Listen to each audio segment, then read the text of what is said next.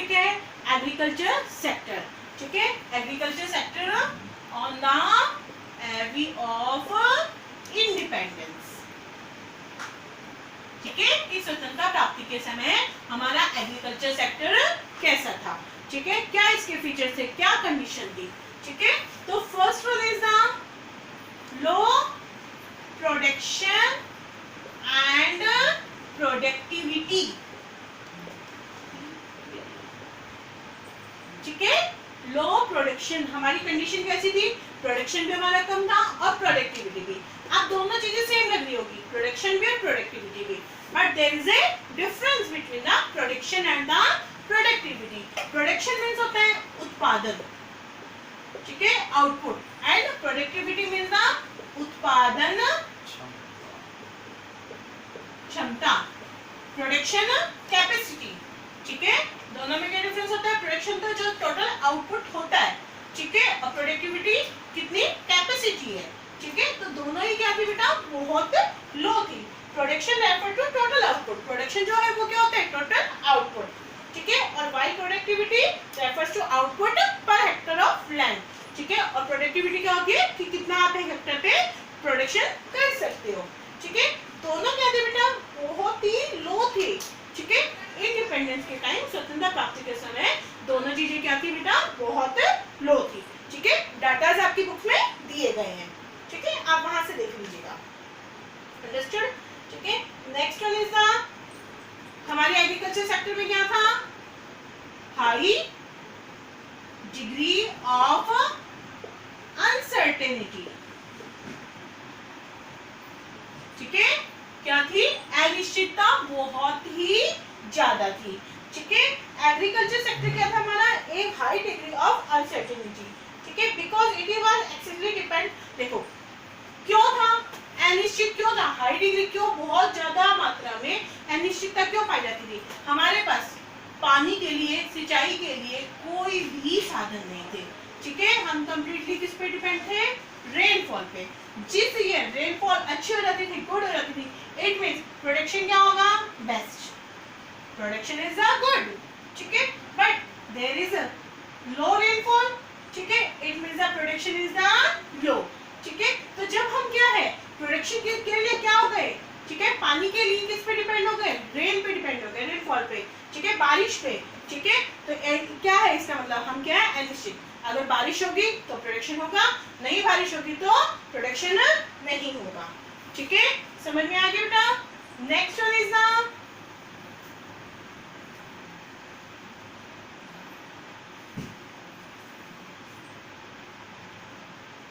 Dominance of substance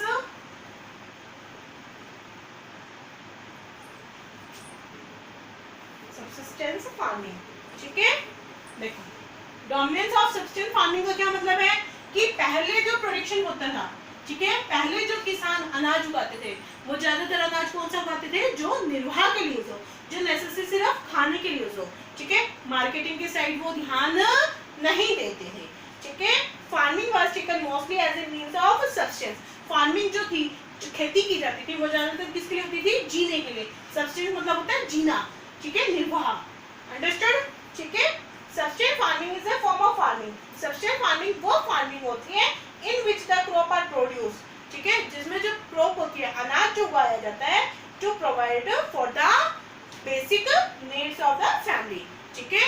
कौन सी होती है बेटा, सब्सिस्टेंस फार्मिंग वो फार्मिंग जिसमें जो अनाज होता है सिर्फ किसके लिए होता है, हमारी बेसिक जो जरूरतें हैं फैमिली की उनको पूरा करने के लिए, ठीक है। हमारे पास मार्केट में बेचने के लिए कोई भी सरप्लस अवेलेबल नहीं होता था, ठीक है, implying a lack of commercial outlook, ठीक है, हम कमर्शियल की तरफ बिल्कुल भी ध्यान नहीं देते थे, ठीक है, समझ में आ गया बेटा, ठीक है। तो इस वजह से क्या थी, हम क्या थे, बैकवर्ड थे और पुअर्टी बहुत ही ज्यादा थी, ठीक है। एक क्या था, मैंने आपको एक बताया था कि एग्रीकल्चर सेक्टर का एक्सप्लॉयटेशन कैसे किया था ब्रिटिश ने, जमींदारी सिस्टम के थ्रू, ठीक है। तो ये भी एग्रीकल्चर सेक्टर की क्या थी, एक तरीके से एक फीचर ही था कि there is a difference between, ठीक है, या फिर हम बोल सकते हैं डिफरेंस को gulf between owner of the soil and tiller of the soil. ठीक है, ये मैंने आपको एक्सप्लेन कर दिया था कि जो ऑनर थे, जो क्या थे, जमीन के एक्चुअल किसको डिक्लेयर कर दिया गया था, जमींदारों को. ठीक है, ऑनर जमींदारों को डिक्लेयर कर दिया गया था, और जबकि खेती उस पे कोई और करता था. जमींदार फ्री थे कि टिलर ऑफ सॉइल से वो कितना भी वसूल कर सकते थे, कितना भी रेंट ले सकते थे. इससे टिलर्स के पास क्या प्रॉब्लम होती थी, उनके पास कुछ भी नहीं बचता था. ठीक है, समझ में आ गया. Next one is the small and fragmented holdings. देखो क्या होता है, स्मॉल मतलब छोटे, ठीक है, और फ्रेगमेंटेड होल्डिंग मतलब होता है बिखरी हुई इधर उधर. ठीक है, हमारी बहुत बड़ी प्रॉब्लम थी एग्रीकल्चर सेक्टर में इंडिपेंडेंस के टाइम. एक तो ऑलरेडी क्या थे, टिलर्स के पास जमीन नहीं थी, ठीक है, जो एक्चुअल में खेती करते थे, और जिनके पास थी भी, उनके पास क्या थी, बहुत छोटी थी और जगह जगह बिखरी हुई थी. कि कुछ एरिया, मानो एक ये जमीन है, एक किसान का एक टुकड़ा यहाँ है, ठीक है, एक टुकड़ा यहाँ है, ठीक है, फिर एक यहाँ है. ठीक है, तो अब इससे क्या होगा, क्या है उसकी जमीन बिखरी हुई है. ठीक है, इससे क्या होगा, आप खुद देखिए, आप जब प्रोडक्शन करते हैं, एक आपको एक कंटिन्यूटी इस एरिया में करनी हो, एक आपको पहले इस एरिया में करनी हो, फिर इसमें, फिर इसमें, तो क्या होगा, प्रॉब्लम्स होंगी, प्रोडक्शन भी कम होगा, प्रोडक्टिविटी भी कम होगी. ठीक है, तो ये भी हमारी एग्रीकल्चर सेक्टर की एक बहुत बड़ी मेजर प्रॉब्लम थी. ठीक है, कि हमारे पास इंडिपेंडेंस के टाइम किसानों के पास जो जमीन थी वो क्या थी, बहुत छोटे टुकड़ों में थी और इधर उधर बिखरी हुई थी. ठीक है, समझ में आ गया बेटा. Next one is the land revenue system under the British rule.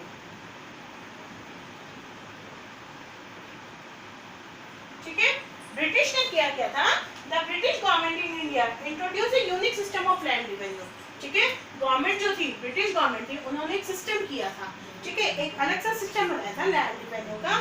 ठीक है, in it set up A triangular relationship among the government. उन्होंने क्या बनाया था, एक यूनिक सिस्टम बनाया था, ऐसे ट्रायंगुलर बनाया था.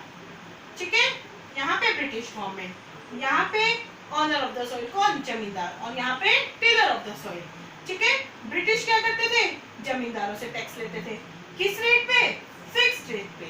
ठीक है, समझ में आया. और जमींदारों को क्या कर दिया गया था, फ्री कर दिया गया था कि आप टेलर ऑफ द सॉइल से कितना भी ले सकते हो. ठीक है, समझ में आ गया बेटा सबको, कि ऐसे ट्रायंगुलर बना दिया गया था कि एक तरफ ब्रिटिश गवर्नमेंट, जमींदार और ना टेलर. ठीक है, जमींदार क्या करते थे, ब्रिटिश गवर्नमेंट को टैक्स देते थे एक फिक्स परसेंटेज पे, और यहाँ फ्री थे कि वो कितना भी परसेंट टैक्स, कितना भी लैंड रेवेन्यू ले सकते हैं. ठीक है, द जमींदार वर रिकॉग्नाइज्ड एज अ परमानेंट. और जमींदारों को ऑनर, ये मैं आपको पहले बार बता चुकी हूँ कि जमींदारों को डिक्लेयर कर दिया गया था ऑनर ऑफ द सॉइल. ठीक है, और उनको फ्री कर दिया गया था कि आप टेलर ऑफ द सॉइल से कितना भी रेवेन्यू ले सकते हो.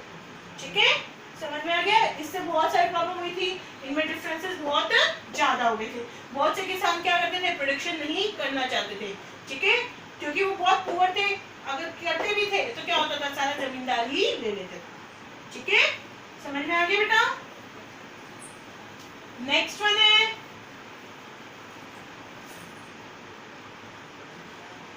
Seventh is the forced commercialization of agriculture.